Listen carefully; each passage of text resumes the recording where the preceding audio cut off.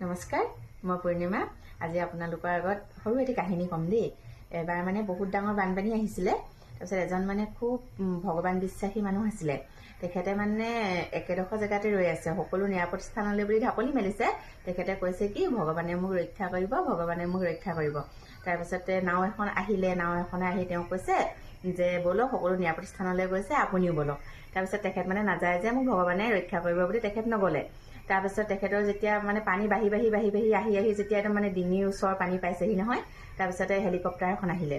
আহি পিনে তেওঁ মানে ৰছী এডাল তললৈ পেলাই দিছে আৰু কৈছে কি আপুনি ব'লক, আপুনি কিবা নিৰাপদ স্থানলৈ ব'লক, এতিয়া পানীত আপুনি কিবা ডুবি যাব।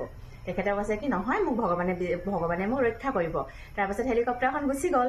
তাৰপাছত আৰু তেখেত মানে বানপানীত বৈকুণ্ঠগামী হ'ল।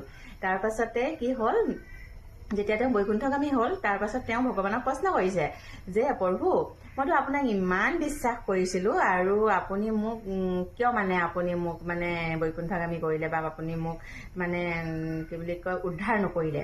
তেতিয়া ভগৱানে কৈছে যে মই দুবাৰ উদ্ধাৰ কৰিবলৈ পঠিয়ালোঁ। এবাৰ মই নাও এখন দি পিনে পঠিয়াইছোঁ আৰু এবাৰ মই হেলিকপ্টাৰ এখন দি পঠিয়াইছোঁ।